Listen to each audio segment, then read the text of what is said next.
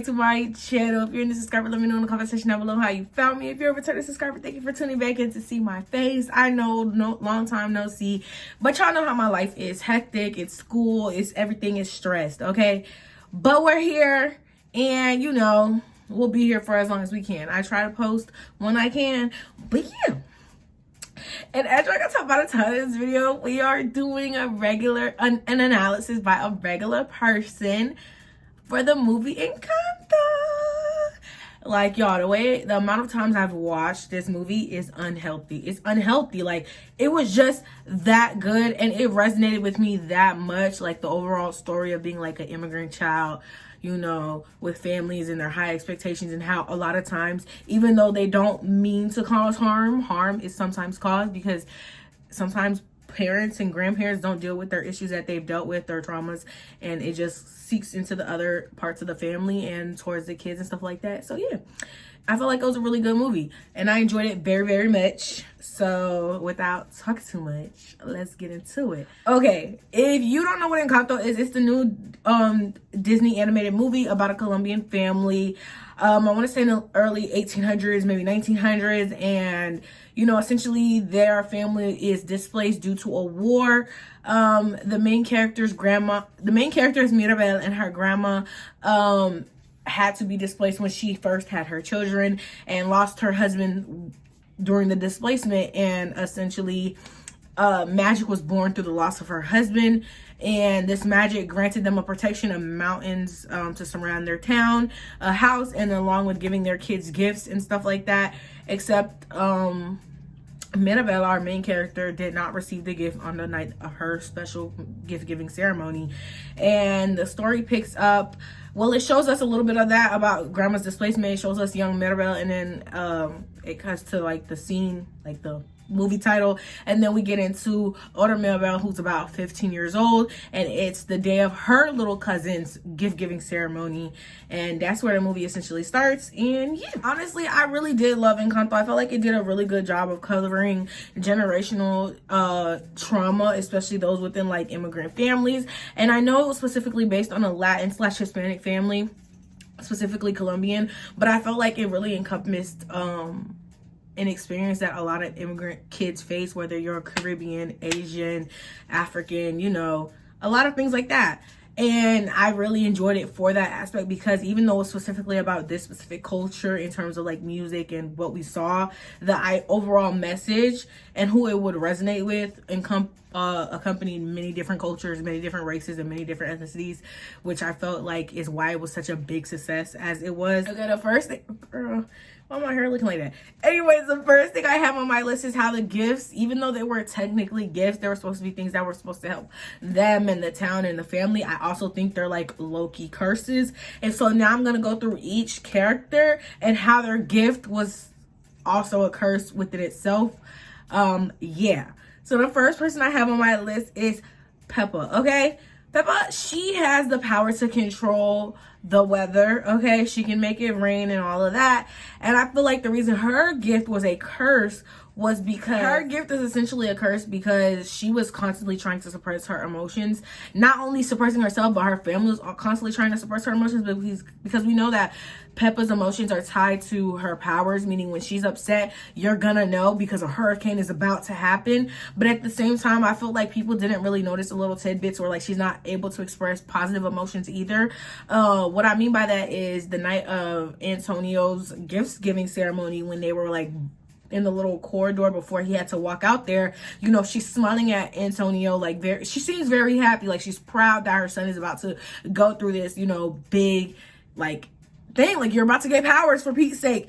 And you know, a small cloud starts above her head, and you know, her husband kind of like shoos it away, and it just must be exhausting to constantly have to suppress your emotions. And even then, it's like, even when you like, it sucks that, you know, your emotions can cause so much physical damage, because hello, her powers create storms. But it also sucks because as somebody who doesn't like to show their emotions to others, it's like your emotions are supposed to be like this one thing, like it's for you and you can keep it to yourself until you want to share it with the world. But Peppa's not even allowed, like even able to do that, because her powers are always saying what she can't, what she's not saying verbally. It's always showing how she feels. So even if, let's say, she's not telling anyone she's nervous, she can't even hide the fact that she's nervous, because boom, there's a cloud over her head, it's raining, it's thundering, it's storming, and everything in between. Like that would be so anxiety inducing, feeling like every emotion I cannot even hide. So even when someone's pissing me off and I want to take a moment to collect myself, I can't even have a moment to properly like reflect on why I'm upset and collect myself, because baby, it's already a cloud over my head. You already know why I'm mad. And then people are just gonna probably either be like, oh, put your emotions away, you doing too much, you ruining the stuff around the house, or whatever the case may be. Or they're gonna be like, are you really mad? Like, she can't show emotions because showing emotions means a storm. And even then, she can't hide her emotions. So she can't hide when she's anxious like everybody else can. She can't hide when she's upset. She can't even hide when she's genuinely happy, because boom, cloud, storm, and rain. Like, that must be tiring. And I see why she's always so anxious, because she doesn't want people to come at her about, you know, her creating all these storms and all these things, because yeah, it's helpful with the town and the agriculture and stuff like that, but in everyday life, it's impractical. It's impractical. And you would think if her family spent more time helping her, like, you know, emotionally regulate instead of telling her to like stop, she would probably have better control of her powers. Like, honestly, who knows? But like, yeah, that's why I feel like her power is a gift. You know what I'm saying? Like, her emotions are gonna always be on display whether she wants them to be or not. And I feel like that's horrible. Like, yeah, sometimes you would like to know when people, you would like for people to know when you're upset. Y'all, what the heck? Yeah, you would like for the people to know when you're upset, when you genuinely want them to know. But at the same time, there are times where you're upset and you know your emotions might not always be the most valid in terms of rational, not valid, but rational. And you can't even like give yourself a moment to think about things rationally, because it's already written on the top of your head due to the clouds and stuff. Like, that's ridiculous. Moving on, okay? The next person I have on my list is Dolores. I think the downside to her power is pretty obvious. Like, she can hear everything all the time. Like, literally, after Mirabel saw the house cracking, and, you know, the next day she wants to talk to Dolores about what's going on with the magic, because, you know, Dolores hears everything. Dolores specifically says she heard Luisa's eye twitching the entire night. You would think her room would be soundproof so she could get a moment of solace. And she's probably used to hearing all the voices by now and probably has learned how to fine tune what she wants to hear specifically. But it must be tiring to constantly have a noise in your head, clattering in your head. Like, that would get exhausting. Like, yeah, you would get used to it, but being used to something doesn't mean it's any less annoying, any less painful, any less, you know, like, that's, I feel for her. I really do, because I can't imagine. Like, don't get me wrong, I love me a good background noise when I'm doing homework or I'm just chilling or I'm reading. I like to have something buzzing in the background, but I know, I'm aware that once I'm tired of hearing the background noise, I can cut it off. She can't do that. She can't do that. And if honestly, if her room is not soundproof, that's really sick of the house. The house is sick AF for that, because give that girl a moment of solace, a moment of peace. You know what I'm saying? Moving on. Okay, I said Camilo's power, the issue with it is that whenever somebody would need him, it wouldn't be as Camilo, it would always be as somebody else. Like, I honestly feel like he can't form his own genuine identity, because anytime people want to talk to him or need him in the town, it's for him to perform tasks as another person, another identity, essentially, right? And even when Camilo is playing like games and jokes and stuff, it's never as Camilo. It's always him shape-shifting into somebody else. And yes, it's funny, and yes, it's whatever, but genuinely, like, a regular person can make jokes without turning into somebody else. Like, you know? And I felt like it just created, like, it just felt like he wasn't himself. And I even noticed, like, when everything was going on around, like, the house is breaking and cracking and stuff, when Camilo was, like, looking for Mirabel, he turns into a baby. Or when he's like flustered, he transforms into a baby. Like, and to me, it's kind of like he feels like a helpless child. So that's kind of what his, like, all of their powers are tied to their emotions, essentially, for the most part, right? So I feel like for him, when he's in this moment where he feels helpless or he can't help or whatever, he turns into a helpless child, a baby, essentially, because why else would you need to transform into a baby, right? But I also added the disclaimer in my notes that we didn't really see enough of Camilo to truly understand what all his power entails. Like, does he only shapeshift? You know what I'm saying? Like, does it come with other things? Like, we don't really know what he does in the town specifically to help. Like, we know he sometimes helps with, like, the hanging of stuff. If somebody needs somebody taller, or he'll help a mom out by pretending to be her so he could watch the baby while she rests. Like, stuff like that. But I felt like we didn't get enough of him to truly know. But I felt like with a power like that, that's a major thing I would look out for. I feel like you cannot form your own identity, because anytime somebody needs you, it's never as yourself, but you pretending to be somebody else. And you know, I don't know these townspeople. They could be weird for all I know. They might make him do the most, do the nine. Like, you know what I'm saying? So it's just like, okay, skeptical. But again, we don't have enough information on him. So maybe if we get a little series, if we get a movie part 2, I will be grateful. Maybe we can get to see more of him and more of his, like, family dynamics too. Okay. Moving on. Next we have Isabella. She's the perfect golden child. I can't sing. Y'all know I can't sing, so don't nobody come for me. But yeah, I love that part of the song. That's like my favorite part of the song, because it just sounds so pretty. And I know Mirabelle will probably be like, girl, we know she's the perfect one. You don't gotta tell us. But it really is like that part. It just hits a little, it just scratches that little part in my brain. I'm just like, oh, yes. Okay, moving on. Okay, so next on my list is Isabella, and I just wanted to say, like, you know, her powers are also tied to her emotions. An example of that would have been at breakfast when Abuela was trying to see when Mariana was going to propose, and Dolores was saying tonight, and he also wants 5 kids. You see flowers sprout from Isabella's head as, like, she's in shock, because who want to push out 5 children, 5 little gremlins? And obviously one of them is, like, you know, not perfect, because it doesn't match all the other ones. One is white and the rest are pink. Clearly it's not perfect. And honestly, the reason I feel like Isabella's power is a curse is because her power is essentially like vanity. And what I mean by vanity, her job is to make stuff look pretty. And because everyone's always looking for, when you think of pretty, people often think of perfection. If something is beautiful, it's supposed to be perfect, because only perfection is beautiful. Imperfection is not deemed beautiful. And so for her, people only focusing on the vanity and how her powers only do that, she's constantly having to stifle her emotions and stifle how she feels and fall exactly into line with what her family wants, whether it's something she wants or not, because they want this perfect image. And for Isabella, it's like, if she doesn't produce this perfect image, she's no longer useful to the family. If she's not performing this look of perfect vanity, she's no longer, you know, what the family needs. And I felt like, you know, instead of using her powers for something better, like if she can create flowers, I'm assuming she can create other types of plants, like fruits and veggies, which would probably help the agriculture or whatever. But again, she's never had time to explore her powers, because the one thing they saw her perform when she was maybe like, what, 5 or 6 years old, they were like, okay, this is it, this is your power, this is what you're gonna do, and this is it. And then they put her in a box. And it's like, it's one thing to have your powers be controlled and how they're used, but again, their powers are tied to their emotions. So if she's feeling stifled in this box with her powers, essentially her emotions are going to be stifled. She's never going to express how she genuinely feels, because again, if these emotions are not deemed perfect and necessary and what Abuela wants to hear, because obviously she's the matriarch of the family, Isabella's not going to say it. So that's why her power is a curse. Her power is essentially vanity, and she's not allowed to express anything outside of what's deemed perfection. And it's gotta be tiring to perform day in and day out, 24/7, the idealism of perfection. Like, even when she wakes up in the freaking morning, she looks gorgeous. I'm sorry, baby, when we wake up, we look a mess. Drool, eyes are puffy, lips puffy, nose probably big AF. I don't know why, it just happens sometimes. Like, that's just what it is. But she's perfect. She's expected to perform perfection 24/7 because of the power that she has, a power that's only deemed as something that's for looks and not genuine, like, usefulness. Like, yeah. Okay. Next person on my list is Louisa. She had my favorite song. Okay, Isabella's part, the lyric about her, that's my favorite part in that specific song.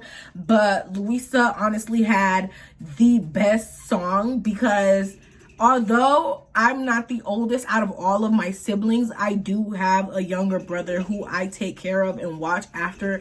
And when I say that song spoke to me, because it's kind of like, I want to shoulder everything. I want to make sure he's good. I want to do everything in my power so that he doesn't ever have to feel like he has to do the most. Like, I don't want him to ever feel like he has to suffer as long as I'm alive. And sometimes it gets tiring. Like, I'm only 21. That's a lot to put on a kid. You know what I'm saying? And I can't even imagine. And like, it's one thing, you know, it's like one thing if you're like a parent and you feel, and you know, you got to take care of your kid. But again, I didn't create this little boy, but like, he feels like he's mine. Like, you know, it's like being a sibling is like similar to a parent, but at the same time, it's like weird if you brag about it, because it's like you're not really their parent. You know what I'm saying? You don't like reap the benefits of like technically raising them, even though you be raising them.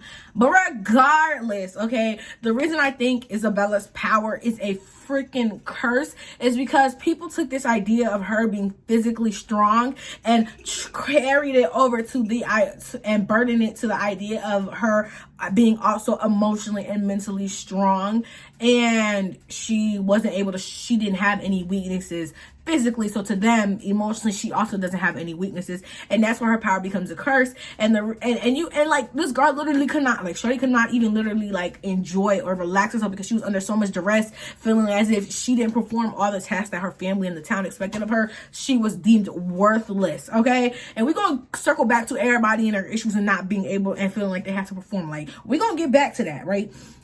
But yeah, and it wasn't until it wasn't until Luisa tells Mirabel that she felt physically weak and that, you know, she's tired sometimes and that she wants to be vulnerable, but she feels like she can't be because she's the strong one, even though her power is strong physically, not emotionally, right? The moment she finally admits to Mirabel like she's tired and she just wants a moment of rest is when her powers finally stop working, essentially. And I don't think it was the magic that technically let Luisa down. I think it was her finally being honest about her emotions.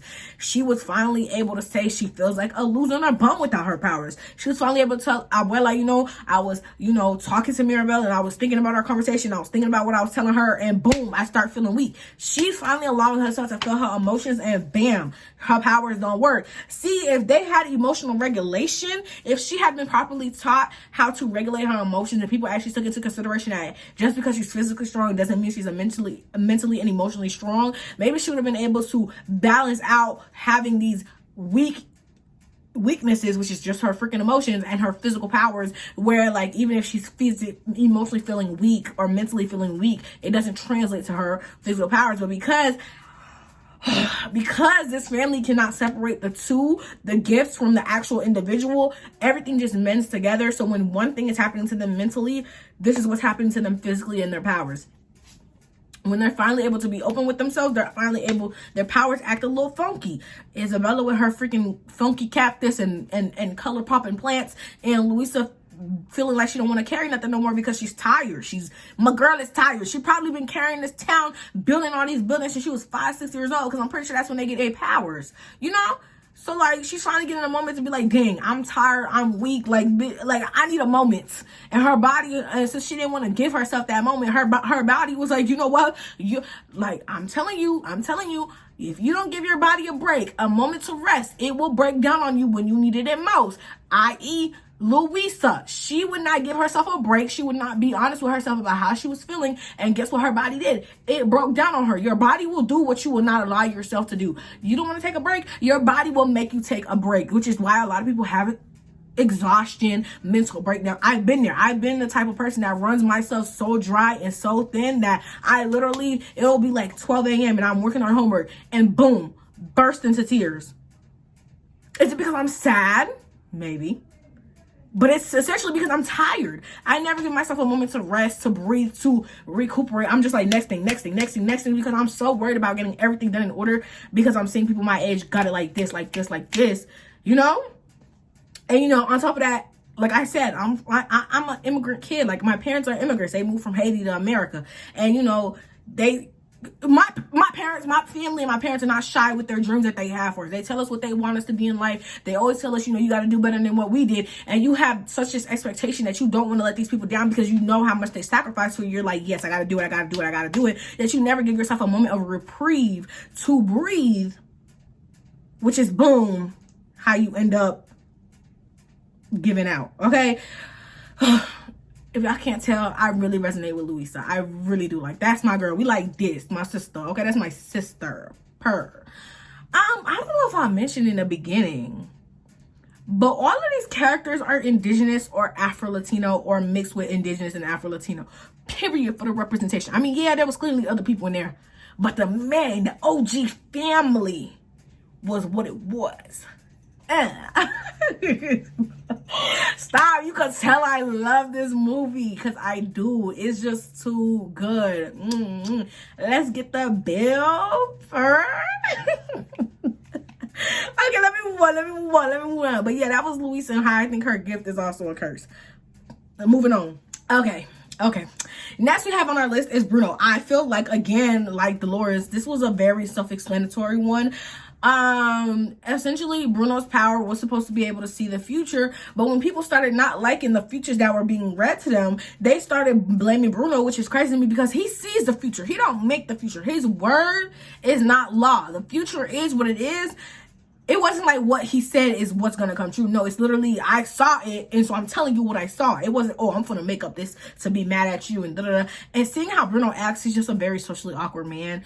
So for them to be painting him as like this menacing mischief type of person is so like odd to me. And like they were literally blaming this man for natural causes. A fish dying, that's gonna happen. His visions do not give him a timestamp like, it's gonna happen today, it's gonna happen tomorrow. No, his visions just literally tell you, hey, this is what's gonna happen. He had that vision of Mirabel when she was 5 freaking years old. And I'm assuming they're 5 years old, y'all. And when it actually happens, the house breaking, homegirl is 15 years old. That's 10 years in the future. The lady who got her dang on fish about to die, I think she got it that day, and then the next day her fish died. He clearly don't have a clock that tells him what's going to happen, when it's going to happen. So for them to be blaming him for natural causes was wild to me. Like, your fish dying? That's the circle of life. Did you watch The Lion King or not? Okay? You growing a gut, that's genetic. Sometimes your metabolism slows down because you're getting old. So you got to keep up with it or let God be. You know? Let it be up to God. You obviously didn't care enough to stop it because, hello, your metabolism slows down as you get older. Dumb. What did you do? Did you start eating healthy? No. Okay. And then the man who was like, oh, he said I was gonna go bald and now look at me, I'm bald. Baby, blame your mama and your daddy. Blame your mama and your daddy. I'm pretty sure that's a male link trait, meaning your daddy either pass it down to you or your mom. I can't even remember right now because my brain is not even on biology. But blame your parents for giving you the messed up genes that took away your hair. Bruno can't do that. He can't do that. And it was even crazy because you had Isabella who sang her song during this like part about Bruno, and clearly, you know, I don't think she meant it in a mischievous way or like, oh, I hate him, but I think for her it was kind of like, he promised me I was gonna have the life that I want. And I know Isabella, even though she's not honest with her family, I know she's a little bit honest with herself, and she knows that she didn't want to marry Mariano. So her feeling like she's about to get married to this man is probably like, dang, he gave everybody else all these visions that came true, but then my one vision didn't come true, and everybody blaming him. If you're gonna be mad about the outcome of your future, don't ask for it, because it's not gonna be something you always gonna like. And for y'all to put y'all did not like y'all future, right? Y'all are set at the future that you were going to receive. So instead of taking accountability or trying to take control of some aspect of it, you rather put the blame on Bruno so you have somebody to be mad at. You're weird and funky. And what that did, and why we see why his gift is a curse, because people labeled him did him so freaking dirty, was so nasty to him.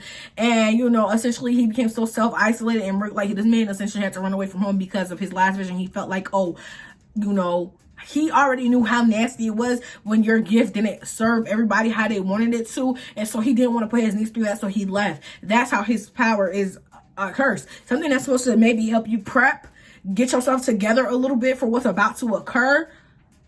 Instead of taking warning to maybe prepare yourself for the later outcome, you decide, nah, your word is law, so it must be your fault. No, that's not how it works. Dumb. Moving on. Okay, y'all, we back. I had to get my laptop charger. Okay, next person I have on my list is Julieta, Mirabel's mom. Okay.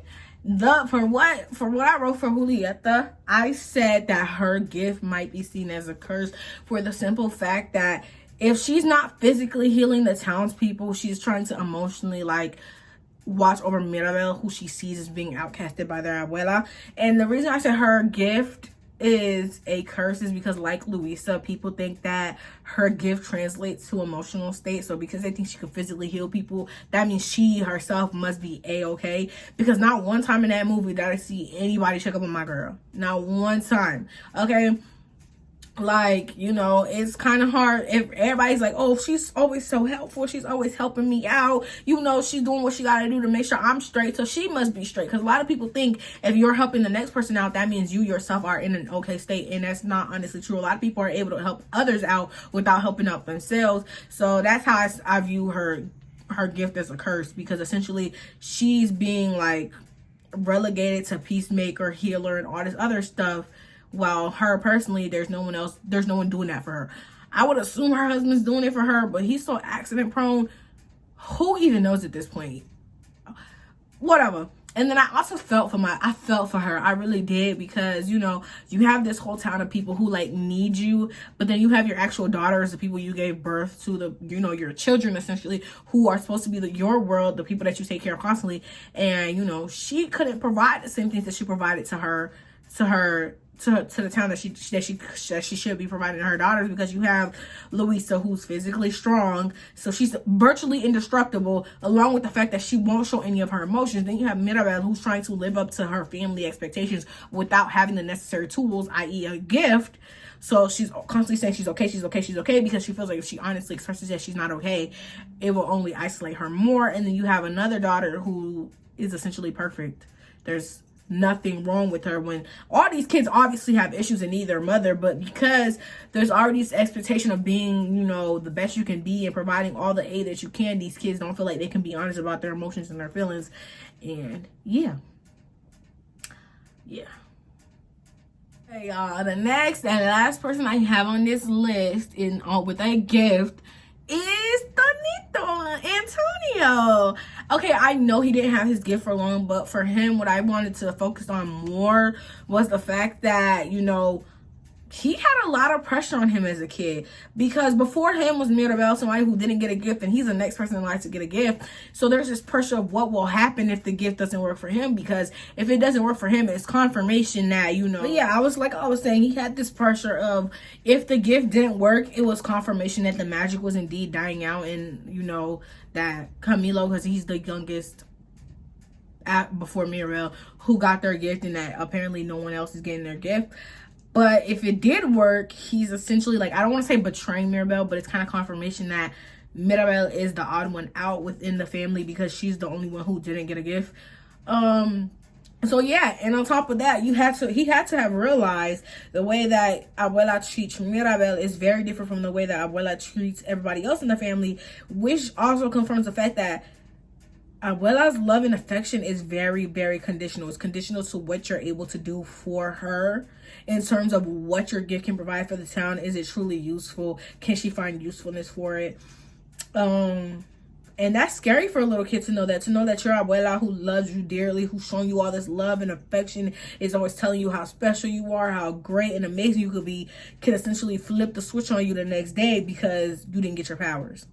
That's terrifying. You know what I'm saying? Like, that's honestly like terrifying. Like, that would make me not even want to do the ceremony, period, which is why I could understand why he was so skeptical and why he was hiding, because he was like, if he never does the ceremony, then they can never confirm if the issue was actually Mirabel, which she wasn't an issue, or, you know, if the magic is truly running out. And he could keep his grandma's affection a little bit longer, because she doesn't really truly know if it's, you know, if he's going to get his gift or not. So yeah, I felt for my man. I felt for him.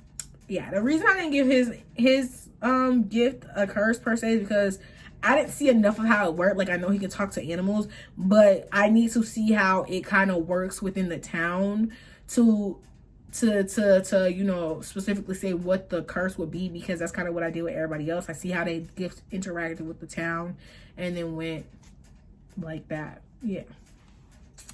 Moving on to the next topic. Hey. Okay, let me stop. So the next topic The next topic I have are the sibling dynamics between the Madrigal sisters. So Luisa, Isabella, and Mirabel. So what I did in this section is I went through each sister, and then I went and did a paragraph or a synopsis or a summary or a wrap up, you should say, essentially explaining all the different dynamics within this little trio sisterhood type thing. So we're going to get into our first person, which is Isabella. If you're somebody who's a part of a family who has, you know, dealt with trauma or abuse, whether the abuse was intentional or unintentional, it's still abuse. So within those families, there's always one person who sides with the abuser. And what I mean by sides with the abuser is they kind of mimic their actions. They kind of think, okay, this person is not, like, they might think what the person is doing is not okay, but because they like being in their good graces, they don't say anything because they're essentially like the favorite. They get less of the brunt when it comes to everything that's going on. They're the person that, you know, the abuser kind of uses to turn on everybody else, right? So with Isabella, it's clear that she was supposed to be Abuela's predecessor, right? She's the one that Abuela is like grooming to take her place once she passes. That's what you're getting from the story. And honestly, we could tell that Abuela sees Isabella as her younger self. To me, they look dead alike except for like skin tone wise. Isabella's darker than Abuela, right? And so I think with Isabella, because she's trying to fit this image of what Abuela has laid out for her, she also thinks that if she mimics Abuela, if she mimics the way Abuela acts, that it will only keep her in better graces, which is why I think she treats Mirabel the way that she does. But there's also a second reason. So the first reason is she's treating Mirabel how Abuela treats Mirabel, because she is being groomed in Abuela's image to be her predecessor, to be the one to take her place as the family matriarch. That's why she's acting like that. But two, I think another reason she treats Mirabel the way that she does is because Mirabel technically doesn't have any expectations. No one expects anything of her. Mind you, that's not always a good thing. But for somebody like Isabella, who everybody has these high standards of perfection for, seeing your other sibling not be expected to do anything of importance, who's kind of always being told to like just stay out the mix, like it's okay, everything will work out in itself, you don't really have to do much, you kind of start to envy that, because you kind of want that life for yourself. You kind of want to have a moment where no one expects anything from you, where you don't have to be perfect 24/7, where you're allowed to be messy, where you're allowed to, you know, make mistakes and whatever. Because, you know, with Mirabel, no matter how many mistakes that she makes, people in the family still love her and still make excuses for her, because to them, her mistakes are due to the fact that she has no powers.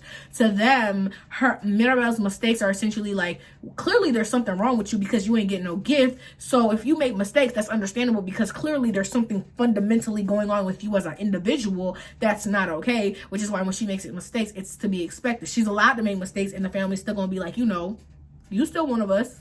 You're a weirdo, and we might not treat you like everybody else, but you're still one of us. Isabella don't get that. Isabella don't get that, because the moment she decided to let loose and be honest with her emotions, which we saw, you know, when Mirabel went to her room to talk to her or whatever, the moment she, you know, decides to, okay, so basically everything was going on in the house with, like, you know, Luisa being weak and, you know, Pepper's emotions running even more wild with the vision and stuff like that. But it's the moment when Isabella decides to be imperfect, that's when the moment Abuela snaps.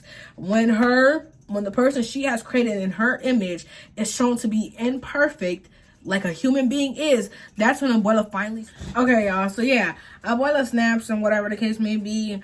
But essentially for Isabella, I keep calling her Issa because that's what Mirabel calls her, but yeah. For Isabella, you know, because her sister doesn't have any standards, she kind of envies that, which is why she treats her the way that she does. Which is why I think she kind of resents Luisa a little bit less, or we don't see her be mean to Luisa, because Luisa also has power. She also has these gifts. And even if her standards aren't the same, even Luisa's standards aren't the same as Isabella knows that Luisa has these standards that she has to live up to, while Mirabel doesn't have any standards to live up to. And Isabella honestly feels like if she's not perfect, if she doesn't do everything that, you know, her family wants her to do, her family being freaking Abuela, she is deemed unworthy of her family. Like, that's just what it is, and it's messed up to the highest degree. But I feel like that's why Isabella and Mirabel's relationship is the way that it is. One, Isabella's trying to mimic the grandmother and how the grandmother acts because she's supposed to be her predecessor. And two, she envies that her sister has no standards to live up to. She can do whatever she wants, and even though everybody might think she's a little weird and a little kooky, she's still allowed to do whatever she wants, and they're still gonna love her regardless. She's still in the family regardless. Yeah.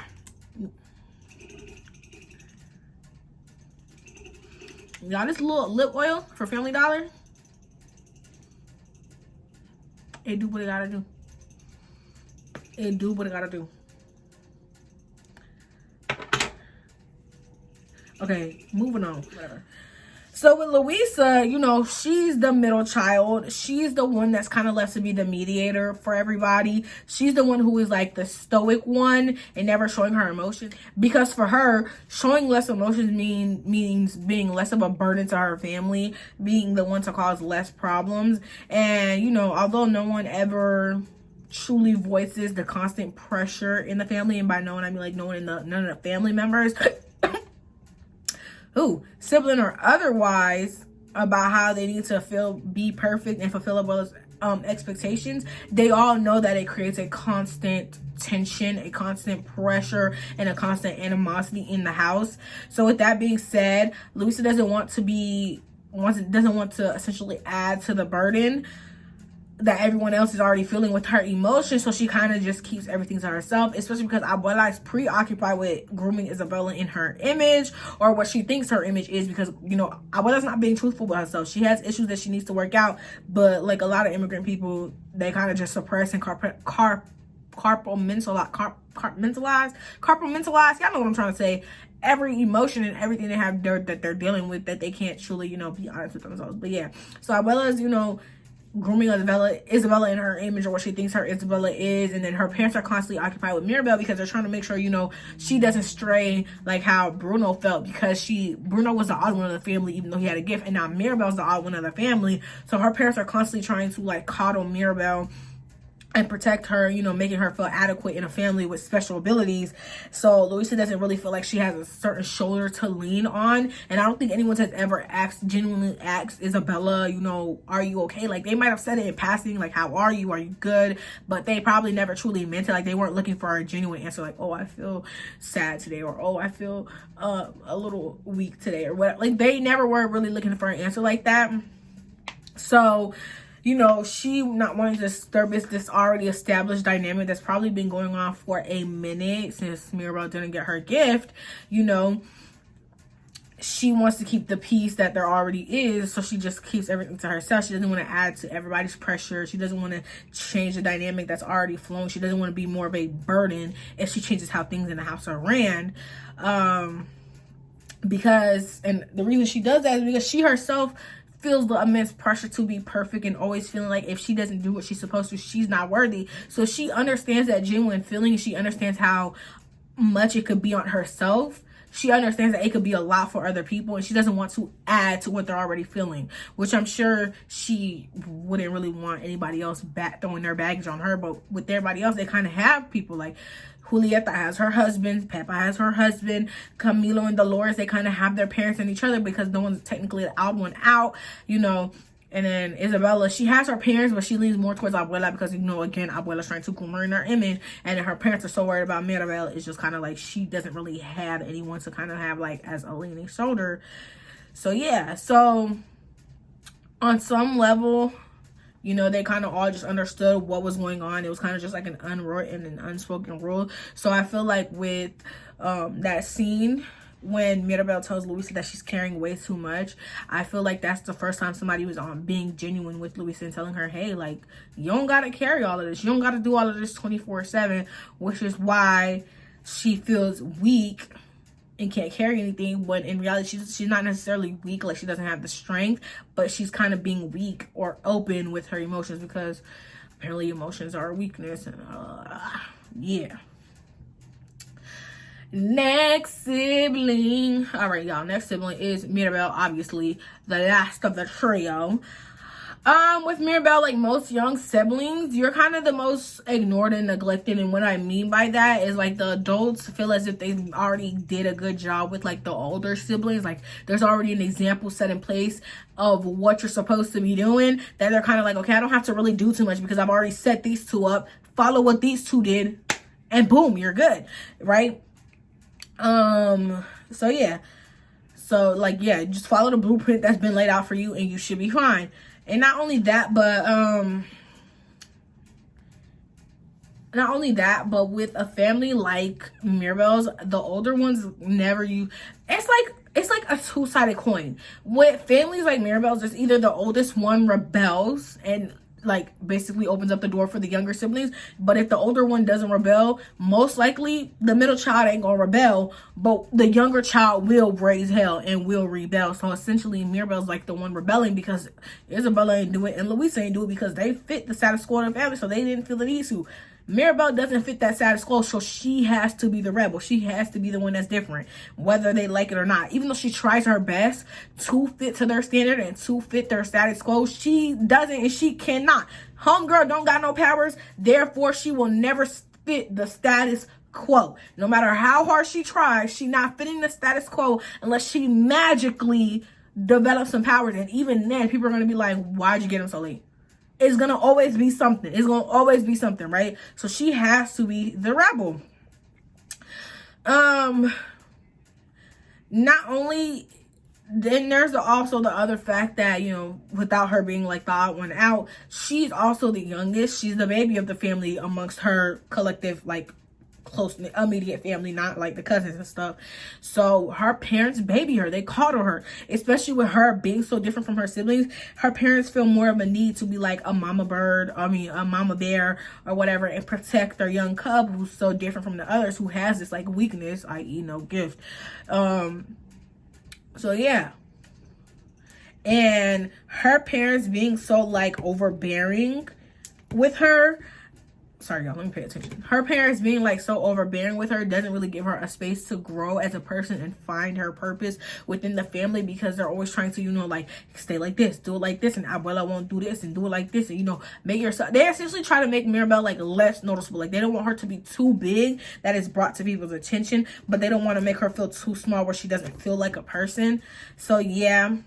And the way they treat her kind of makes her feel like she's useless. Like they're kind of just like, yeah, just sit right there and da-da-da. And it's like, that's not what a person wants to hear. Like, even if I don't have the same abilities as you, I have different types of abilities that could be put to use.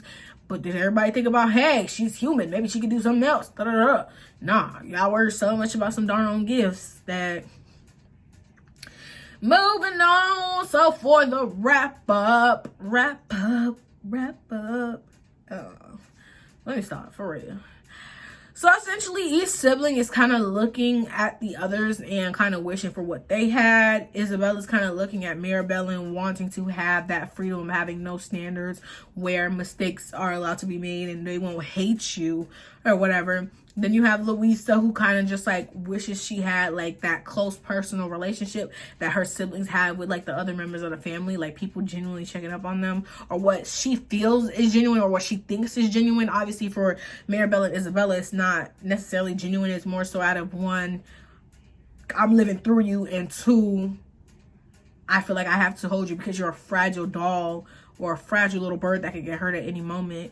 And then yeah, and then the youngest one, who's kind of just like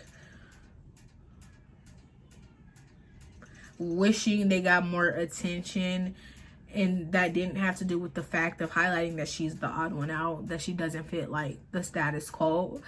So yeah.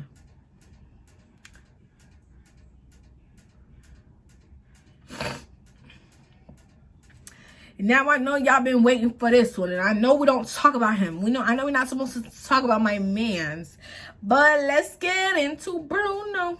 Let's get into Bruno. Y'all see me wearing the green for him and Mirabelle. Yup. Yeah.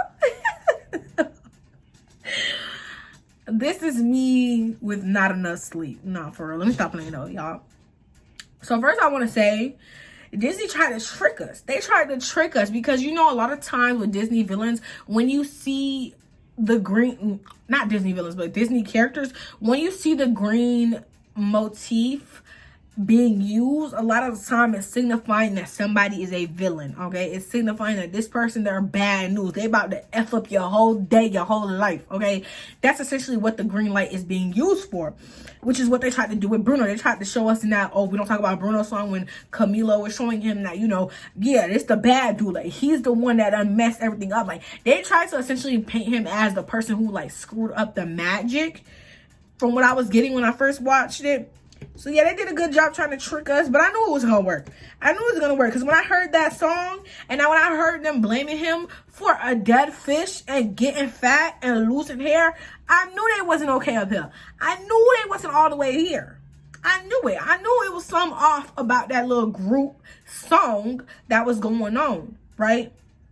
So yeah, they had us thinking this was a Brave moment. You know, the Brave with the 4 brothers and how one went and turned evil. No, they had us thinking it was something like that, when truly it was somebody trying to protect his motherfucking niece, because that family's so darn toxic and don't know how to treat people like regular people unless they doing something for them. So Bruno's better than all of them. Let me stop. But he wasn't this evil, mysterious person that they were trying to paint him out to be, which is why they used the green motif. They're trying to make you think he's a villain when he's not. That man is so weird and awkward, and I loved every minute of it. Moving on, okay? But yeah, I wrote this in my notes. I said if you did pay attention to the We Don't Talk About Bruno song, when people were calling him evil for it, was kind of things that weren't in his control. He can't control whether a fish is gonna live 10 years, 10 days, 1 day, 10 minutes. Like that's not in his control. Like people were blaming him for naturally occurring things in life. Like yeah, some people get fat when they're older because their metabolism slows down. Yeah, some people lose their hair because the genetics that their parents give them. Duh. Yeah, animals die because they're animals and nothing lives forever. They might live for a long time, but a goldfish has like a lifespan of like, I don't even think they have a lifespan of a year. I don't think goldfish even have a lifespan of a year. So for her to be doing all that, girl, go pick another one up at the stream, because what are you doing right now? Move. Okay.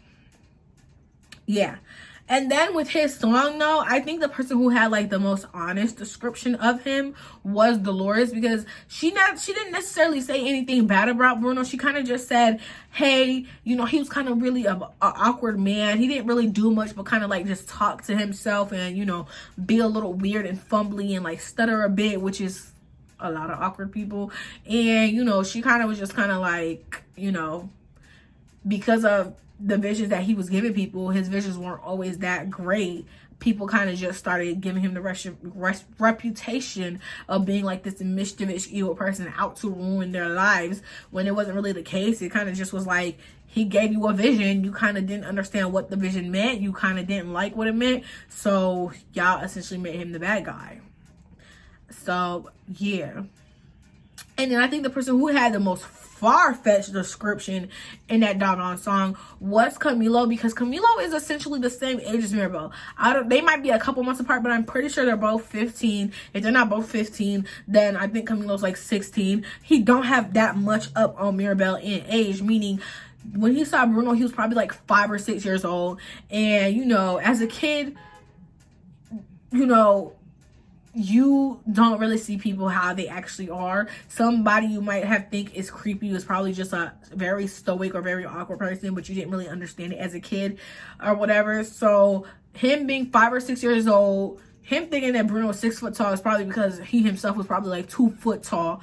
Along with what his parents were probably saying, and like I don't think his parents were verbally saying these stuff to him. I don't think they would mouth their brother or their brother-in-law or their son in front of the children. I think, you know, Dolores is older, so she kind of heard what everybody was saying and she shared it with her brother. And hearing all these like horror stories, he kind of just created this evil, monstrous look of what Bruno was actually like, even though he didn't really know the guy because you were a child when he left.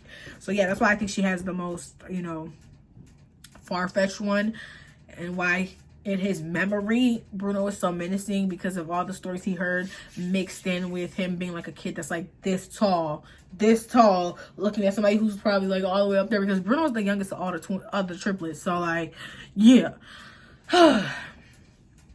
moving on. Yeah. Let me stop. Okay.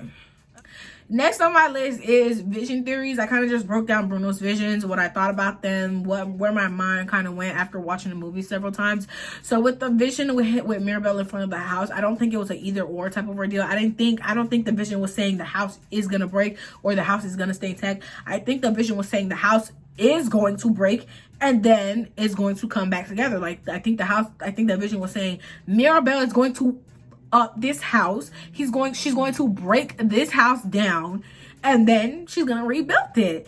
And the reason I felt like the vision was showing both is because it's trying to show you that both were going to happen. This was the first time Bruno had a vision that wasn't one singular like event or one singular like image. It was kind of changing and shifting. And I don't think it was like the vision not knowing which way it was going to go. I think the vision was trying to say, hey, here's what's going to happen, because he saw the house break first and then he saw the house get repaired. That's what the vision was. The house was it breaking down because it needed an entirely new foundation, because the foundation that it had been built on was rotten, nasty, toxic garbage, and now it needed a new one that was built on honesty, transparency, and non-toxicity. Let me y'all, if you can't make yourself laugh, I feel sorry for you. I'm gonna crack myself up every time. But moving on, bro, moving on. But yeah, the current house that they were living in while everything was going on and why it was cracking is because it had a faulty foundation. The house, yes, it was created in a moment of where tragedy happened, and honestly, it was probably, I don't think Abuela is the one that created the magic. I don't think her grieving is what created the magic. I think Abuelo's sacrifice is what created the magic. His selflessness to not only give himself up for his family, but for an entire village of people is what created the magic and the encanto that surrounded everybody in the village. And obviously the person that got it was his wife, his widow, because duh, he would probably want her to watch over her anyways. She was the one that's probably like technically losing the most out of everybody. Not only did you lose your home, but you lost your husband and the father of your motherfucking child. So personally, I don't think Abuela's the one that built the gift. But with that being said, you know, Abuela didn't genuinely like confront her traumas, which I don't really blame her for, because after you got displaced from your whole like city, Abuela's like 70, right? And it's been 50 years since the Encanto was created from when the movie starts. I mean, homegirl lost her man at 20. I'm 21. I'm down for the count if it was me. I'm down for the count. She a strong woman. I'm down for the motherfucking count, okay? But essentially, this is a 20-year-old person, young adult, okay? Your brain ain't even fully developed till you're 25, right? So you just lost your man. Your brain ain't even fully developed. Now you got three of them little gremlins. Three. Not just one regular baby. 3. And wasn't nobody in that house living with her in that house to take care of the baby. Probably Casita was probably helping, rocking them and keeping them asleep. But yeah, she didn't build that house, right? She didn't deal with her trauma. She didn't deal with everything that she going on. She didn't accurately address her grief about losing her abuelo, because she knew that all these townspeople were essentially, you know, honestly, I think the magic, sorry, I'm getting off track. I think the magic is Abuela's soul / essence. You know what I'm saying? I genuinely believe that, because once he, because they chopped off that man's head. Once he, that's when his soul, his essence floated into the candle that was right in front of his wife to be like, I'm always with you, baby. Rest up. What the fuck? Yo, what? I'm doing too much. Let me get back on track, y'all, right? But yeah, like I said, the foundation has to be broken down from what it was, nasty, toxic, and garbage, to be rebuilt in something that was truly honest and necessary, and reminding them of the actual purpose of why the miracle occurred. It was to protect family, people, and ourselves. And your family isn't protected if you're treating them like garbage because they're not doing what you want them to do. How is that protecting them? How is that caring for them if you make them feel like they have constant anxiety, pressure, tension, animosity, like they can't even be themselves without worrying that they're going to piss you off? Like, Mama, come on now. Moving on. And the reason I think, hold on. Okay. And I think the reason that Mirabelle was chosen is because, I got this idea. Okay, so when we meet Antonio for the first time, he's under the bed with Mirabelle. She's giving him his gift, and she's like, oh, I know you're an animal guy, so I got you this. So clearly Antonio has shown a interest in animals, or whatever the case may be, which is probably why his gift was connected to it. because he's showing this like passion for it. So I feel like with everybody else, that's kind of what their passions were. You know what I'm saying? It don't work for every single body, but I feel like it works for the most part. So like Pepper was probably somebody who enjoyed being outside, enjoying the weather and things like that. And essentially that's how she got her powers. Julieta was probably she was probably the one out of the triplets. She was probably the one that kind of mediated everything, like how, you know, a middle child does. And, you know, she's probably the one that tried to take care of everybody and things like that. So that's how she got her gift. Bruno, I don't even know. I'm not even a little too sure right now. I don't know. Maybe he liked playing with Ouija boards for all I know. I don't know. I said it works sometimes it don't work, right? Camilo was probably like that funny kid that liked to make jokes and make funny impressions, and then, you know, that's how he got this gift. Dolores was probably that one kid that likes to listen into grown people conversations, get in their business. Boom, she got her gift. Luisa was probably, because we see Luisa as a kid in like the photo frame. Homegirl was a little buff little girl, so she was probably showing an interest in being a strong type person early on. That's how she got her gift. Isabella was probably like a gardening type person, always out with Abuela and making stuff look pretty, and that's how she got her gift, so on and so forth. And so with Mirabel, when we see Mirabel as a youngin in the beginning, or in a little bit after, during Tania's ceremony night, they also show Mirabel again. I think the reason she didn't get a gift is because she didn't really show specific passion towards anything. Her passion was always her family. Like, when she talks about the gift, when her and Abuela are sitting down and talking about the gift, Mirabel doesn't say, oh, I want this type of gift, or I want this type of gift, this is what I want to happen. Mirabel is kind of just like, you know what? I just want to make y'all proud. I don't know what I'm going to get. I don't really care what I'm going to get. I just want to make sure y'all happy, and I want me to do the best that I can to do to make y'all happy. And I feel like that's why the Canna chose her. She was the person who, you know, was closest in terms of why the magic was created. The magic was created for people, for these family members and this town village to look after each other, protect one another after facing such a tragic loss of Abuelo and, you know, their town essentially. And Mirabel at such a young age, focusing on her family and what she can do to help her family in the town, probably was like, okay, probably made the magic believe, okay, this is who I want to be the next predecessor when Abuela dies, right? That's what I think happened. And with that being said, Mirabel being so focused, not focusing on herself, but actually focusing on her family, their emotions. She's the first one that Isabella admits to that she doesn't want to marry Mariano. She's the first one that Luisa admits, you know, I'm kind of down and out about how my powers is because nobody takes them on me. Like, her being able to do that, her being able to focus on her siblings' actual emotions, where it's kind of like showing you like, yeah, the powers are cool and they're nice, but my whole goal is to make sure y'all are straight as people. Like, y'all powers is cool and all, but I want to make sure you as a person is A-okay, which is why the house chose her. And because she was so passionate about making sure her family was good outside of the gifts, it kind of showed the magic, like, hey, Abuela has lost her mother freaking way. Like, this lady has gone off the deep end. She's kind of messing this family up mentally because of how much she expects without ever actually being true and kind to them, which is why I feel like it went down how it went down. Y'all know what I'm saying? But yeah. So yeah, she had to break that foundation, y'all. So she had to let everybody be powerless. Camilo had to know what it was like not to shapeshift. Isabella had to know what it was like to have not no powers. Luisa had to know. Why am I talking so fast? Luisa had to know why, you know, how it felt to be physically weak so she could be emotionally weak, all that stuff. And I felt like them being able to be weak like that, they were able to build a new foundation where they realized they are their own people outside of their gifts. They are worthy outside of their gifts.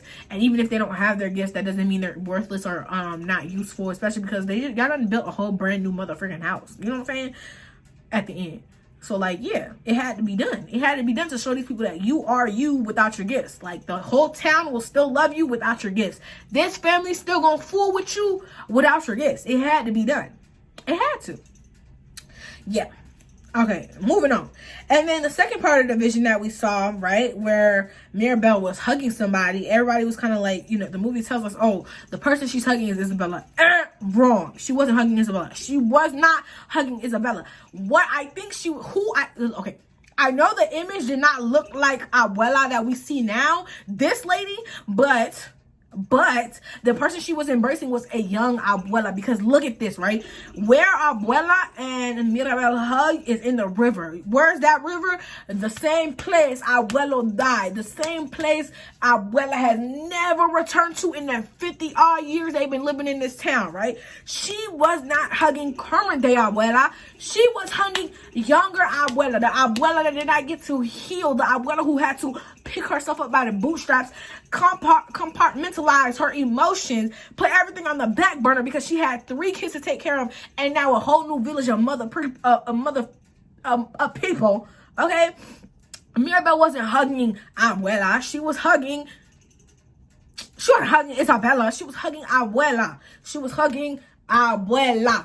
Do you hear me? She was hugging Abuela.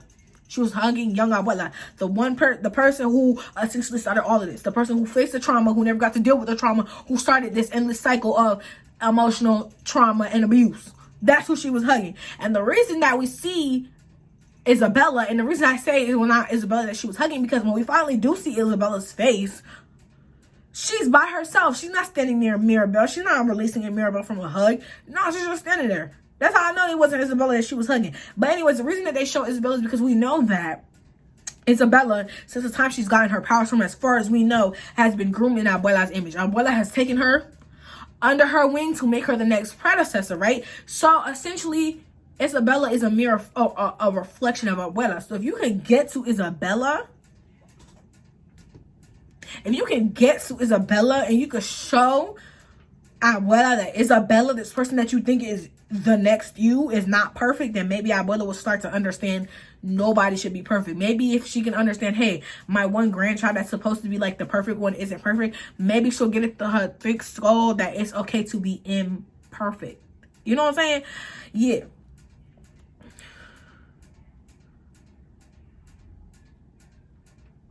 Sorry, y'all. My cousin texted me.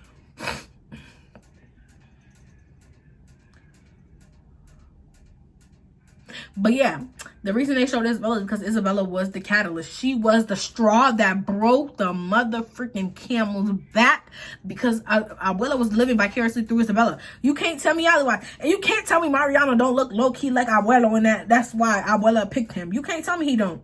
You can't tell me they don't look some type of like. Sorry, y'all. Your girl got some messages, but let's get back into my unhinged video essay. But yeah, those are my theories about the vision. And can't nobody tell me I'm wrong. I feel like I'm absolutely, positively, absolutely right. I know I just repeated that, but don't mind that, okay? Moving on. I already explained to y'all why Mirabel didn't get her gift, but I have it here, so I kind of like jumped the gun. But I'm just going to rehash it for y'all. And I'm going to read my points exactly what it says on the computer, because I write very well. I write very eloquently. But when I'm trying to say it out loud, I stutter a lot, and I feel like I can't always get my points across, but I'm gonna get this one point across. It's like 3 bullet points, but y'all know what I mean. Okay, let's get into it. Mirabel didn't get a gift because she was the next predecessor for Abuela. She was the one that was supposed to inherit the role of watching over the candle / the magic. Honestly, seeing how Antonio got his gift based off of his love for animals, it would make sense that the other kids / adults showcase some passion to certain things in the house, gifted them with a gift based around that. While when we saw young Mirabel, she didn't seem to be looking for a specific gift to get, but just wanting to make her family proud, especially her Abuela. That made me think that the miracle candle magic, whatever it is, recognized Mirabel's focus was on her family and not necessarily a gift. The same way Abuela's initial focus when she first received the magic was her family and making a home for her children. Therefore, she was chosen to be inherited to be the guardian for the holder of the candle. The same way that Abuela is. And Abuela herself doesn't even have a gift. As she is seen, just, we ain't ever seen her with a gift. She's just kind of there to run the ceremony for the next generation and to pass it on for her sister, her grandkids, and her children, and her grandkids, right? And I said the theory that supported this is Antonio's gifts, showing that was Antonio getting his gift, clearly showing that the candle had not run out of its ability to grant them gifts. While that same night, Mirabel finally says she's not okay and finally voices, even if it's just to herself, that she's not okay and that she feels inadequate in her family. That is also when the house starts to crack, or at least visibly to her and everybody else. And it continues to crack the more she gets anxious and fearful when finding out, she's holding all this responsibility of whether the magic is going to survive or not. An example would be discovering Bruno's vision. So in the cave, it starts cracking, even though Casita says they can't control what's inside. Essentially, though, the house is still part of her, starts cracking. And then at the engagement dinner, she's getting nervous because the secret has gone around about the dang on Bruno vision. Then her feeling so anxious that Abuela's gonna find out, boom, boom, boom, cracks around the floor, around the ceilings, and so on and so forth. And then we finally see that the house cracks when her and Abuela get into a fight, and they both finally admit their resentment for each other. And I think, honestly, I felt like Mirabel's like, I don't even think it's resentment, but kind of like anger towards Abuela was justified, because you stopped treating me like your actual grandchild because I didn't have a stupid magical gift. Wow. Abuela's feelings are kind of just misdisplaced. She's so worried about reputation, which a lot of immigrant parents are, that she took it on her grandchild, because she felt like, if my grandchild can't reach these expectations that I had, then I'm not going to treat her like I'm supposed to be treating her. Like, you freaking weirdo. But again, Abuela has unprocessed trauma. She's not the antagonist, but she's not a protagonist either. She's abusive in how she treats them emotionally, but she's also an abused victim or trauma victim who has not properly dealt with it. So like they say, hurt people, so on and so forth. Moving on, let's get into this next part. This is things that bother me throughout the movie.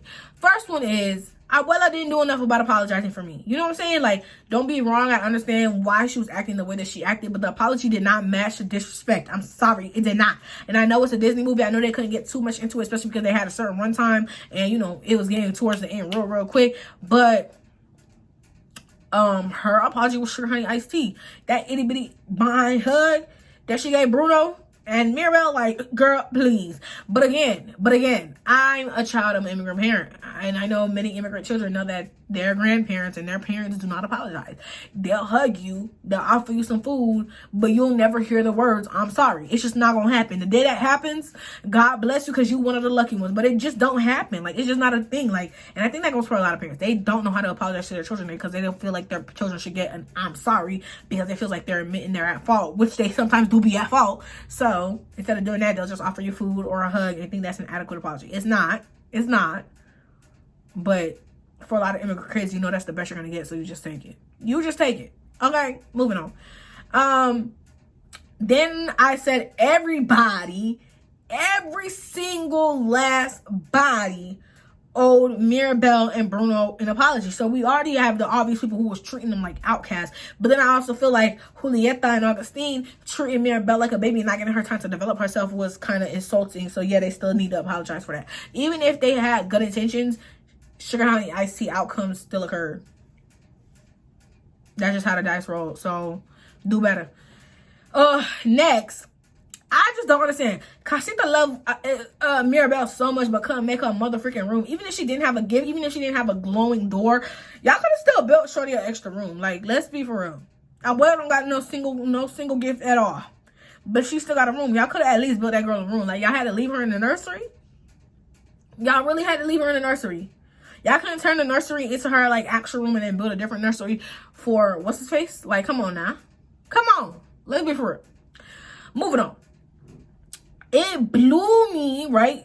So it's the end of the thing, right? Abuela and Mirabel have their fight. House starts to concave, try to go for the candle. How Casita gets everybody out of the house, but Mirabel still keeps going. And Casita, for the most part, listens to Mirabel for what she says. So, you know, Mirabel's like, Casita, get me up there. So what does Casita do? Get her up there. She grabs the candle. Casita helps her down, shields her with a whole bunch of furniture and stuff while the house concaves, right?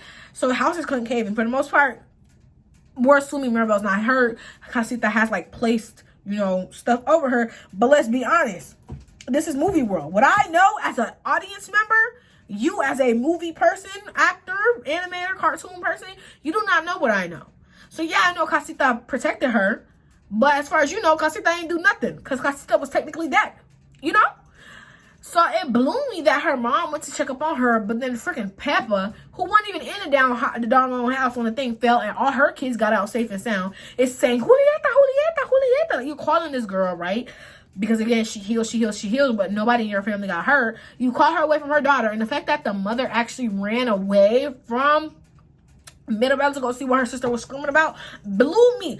I do not care. My child is hurt. I'm not moving. Let me do a thorough assessment before I tend to any of you other people, because y'all was not in the house when the junk collapsed. Relax. Okay? So yeah, that junk blew me. Like, why are you like, I already know her, like, she had to prioritize her family because they're still the ones with the gift, even technically are powerless right now, but whatever. Moving on. And next we have the husbands. So we have Felix. I really enjoy Felix. One, Afro-Latino representation. Two, I really like how he does his best to kind of validate Peppa and her feelings. I know a lot of times he does push her clouds away, but it's only because he's probably been in the family so long. That's kind of what they make him do, and he's kind of seen them do, so he's kind of adopted that, you know, mannerism of pushing the clouds away. But for him, for the most part, when he's dealing with Peppa, he honestly tries to soothe her feelings instead of just telling her to get rid of the cloud, which I really appreciate. And then on top of that, you know, his little thumbs up to Antonio during the breakfast when he had the animals warming up Abuela C. It's kind of like his like nod of approval, like, yeah, I taught you right, that's my son, making sure the ladies are okay, her, you know what I'm saying? And you could tell he really raised his sons to be very like compassionate people. Even with like Camilo, we see, you know, in that scene where Mirabel's like running in the walls trying to change Bruno, we see, you know, Peppa in her room, or what I assume is her room, or one of the rooms, I don't freaking know. You know, she's being anxious or whatever, and Camilo like brings her tea to like try and calm her down, which like really shows like how their family dynamic really worked. And I thought it was really cute because he was taking care of his mother during a panic attack, and Antonio trying to be sweet to Mirabel and Abuela and da-da-da and da-da-da. So yeah, you can tell he raised his sons well. Okay, next we have Augustine. I really did enjoy him putting his daughters first. He was kind of the first person to put his foot down with Abuela, because Abuela has this something about, oh, I'm trying to protect the family or whatever, and he said, I was trying to protect my daughter, as he motherfucking should. That's his daughter. Okay. Yeah. And he's very accident prone, so I feel like he keeps Julieta really occupied. He's always doing something to mess up, making her probably feel needed more within our family than like the outside village. And there's also like a theory that I saw that he probably got hurt so much as a kid that he probably was constantly going to see Julieta to get healed. That's kind of how they fell in love. And I don't know how true that is, but I'm gonna take that as their meet cute because that's cute to me. So yeah. Moving on. Now we got the big fight. The girl, when the girls like to tussle, and this is between Abuela and Mirabel. Okay, two hard-headed people.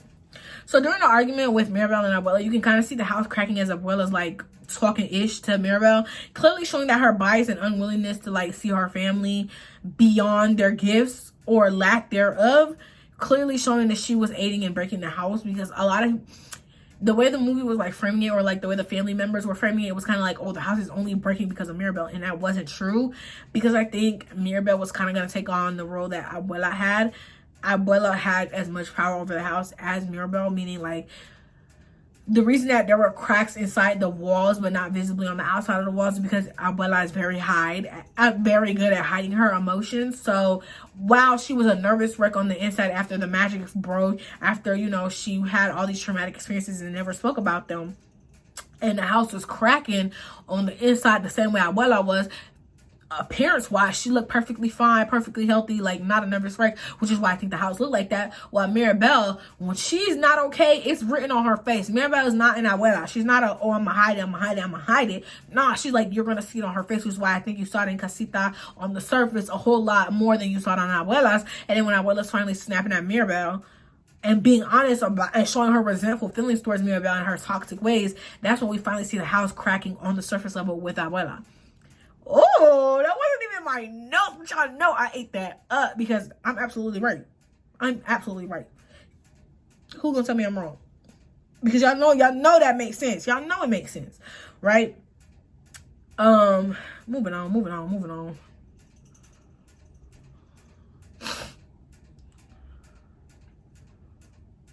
Yeah.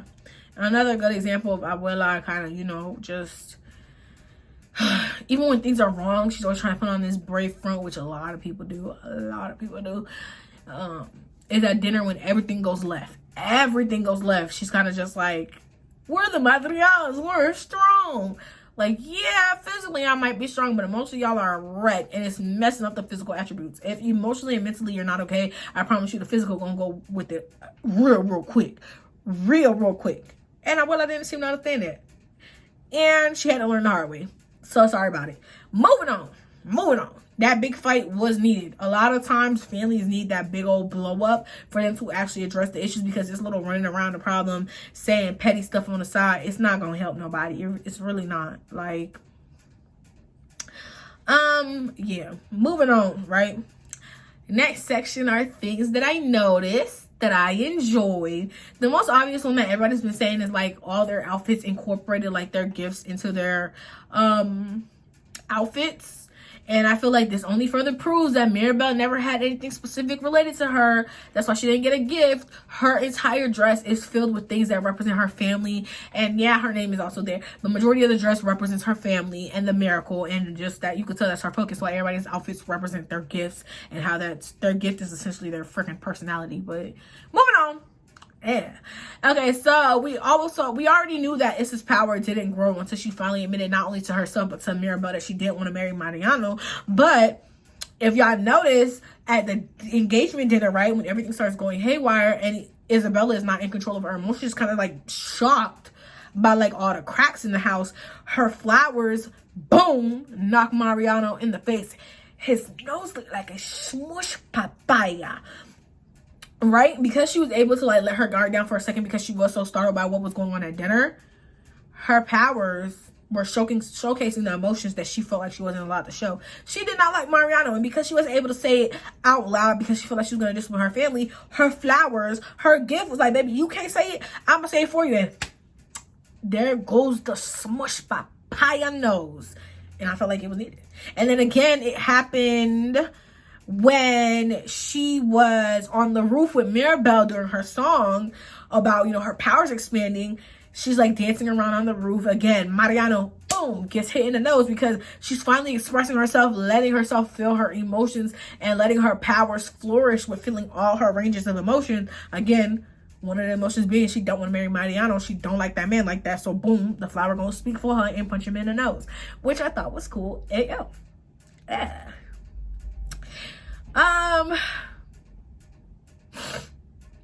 Next, I realized how everybody, like, you already knew they were all reliant on their gifts, especially during the scene where the house was breaking down and Isabella was trying to use her vines to climb that, and Mariano was shooting against different people to jump across this, that, and the third. But what really made me notice how really reliant they are on their powers is when Mirabelle goes like missing after the house collapses and they're all looking for her. You can see Dolores walking around with Felix, and instead of actually yelling for Mirabelle, you can see her trying to like poke her ear out to try and see if she can hear Mirabelle, even though the magic is technically gone. They have no powers, but because she's so used to not having to yell, she can just hear for everything. She doesn't realize, like, baby, you can't hear nothing because your powers are gone. So yeah, that's something I noticed. Then something I peeped, or something I feel like was going on, was I for sure think Bruno knew that Mirabelle was gonna go into his room and get that vision, because why else were the rats in the freaking room?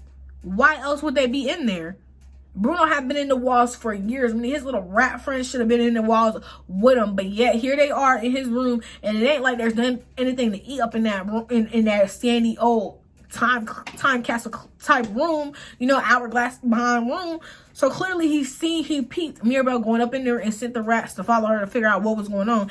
He can't talk to animals, clearly, but the rats could have probably just made sure she was straight and get hurt. Blah blah blah blah blah blah. Moving on.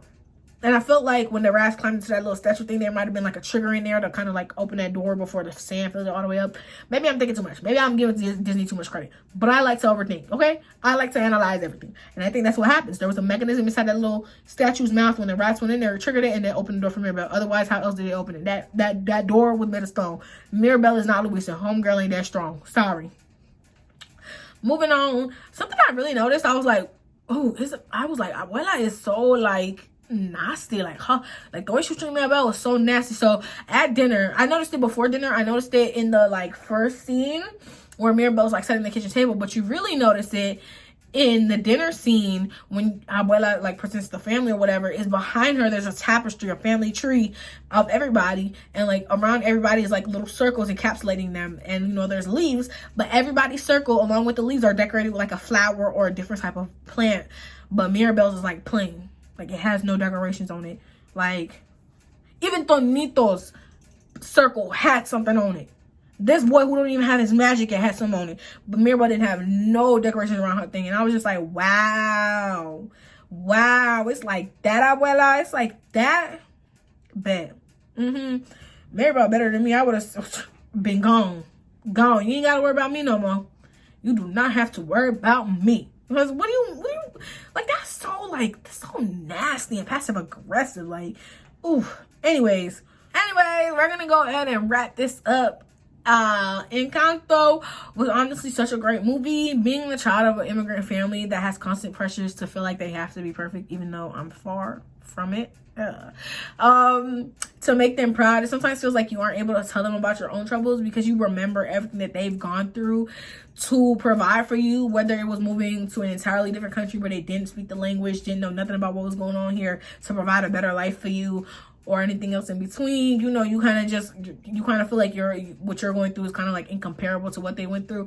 But regardless of the fact your feelings are freaking valid, find somebody to talk to, even if you feel like you can't talk to them.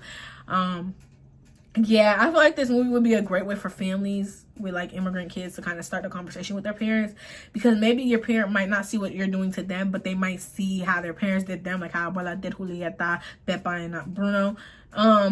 But yeah, then again, knowing immigrant families, that conversation ain't happening without a fight. So good luck, Charlie. Okay, y'all, that is the end of this Encanto analysis by a regular person.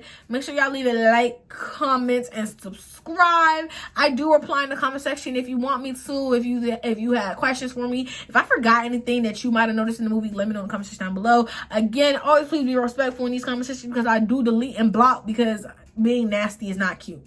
Being rude and mean is not cute. But I did enjoy making this video, and I will make sure to see y'all in the next one. Bye. Tell me what you need. Tell me what you need. Tell me what you need. Tell me what you need. Tell me what you need. I grew up in a place